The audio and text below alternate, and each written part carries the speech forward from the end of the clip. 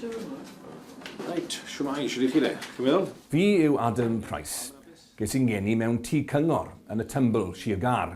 Ges i'n fagu ar stad yn tŷ Cros, Gyda'n. Fi oedd y mab ifanca.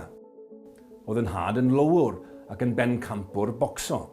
O Gaer Rangon yn Lloegr oedd yn fam yn dod, dath i thad i lawr i Gyda'n i weithio yn y ffowndri. Drwyddyn nhw ges i'r gwerthoedd sydd dal gyda fi. Cyfiawnder, cymuned, parch at bawb fel ei gilydd, cariad at Gymru a'i phobl.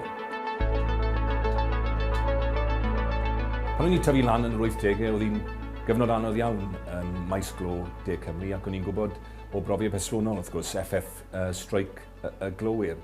Ond ar yr un pryd, trwy'r streic, des i'n nabod gwerth cymuned. Ond dyma'r cyfnod hefyd nath y neffro i fynd ar hyd y llwybr yma, sef brwydro dros bobl Cymru. Bod yn llais i rai heb lais, herio llywodraethau, gwleidyddion a gwleidyddiaeth. Yn 31 oed, roddodd aelodau Plaid Cymru gyfle i fi sefyll dros yng nghymuned i, ac fe fues i'n hynod ffodus yn cael yn ethol i gynrychioli'r etholaeth gatre, Dwyren Cyfyrddin a Denefwr yn San Steffan am bron i 10 Ond oedd y daith yna o'r tŷ cyngor i'r tŷ cyffredin wedi fy mharatoi i achub ar bob cyfle i wneud gwahaniaeth.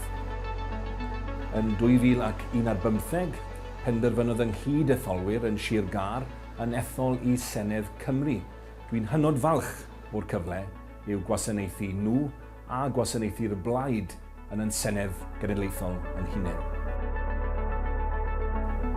Rwy eisiau i bobl Cymru gael prifweinidog Plaid Cymru.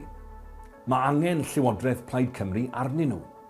Mae gyda fi'r syniadau, y profiad a'r gallu i helpu ni i gyflawni hynny. Fi yw Adam Price a rwy'n gofyn am eich cefnogaeth chi. Gyda'n gilydd, gallwn ennill Cymru Newydd.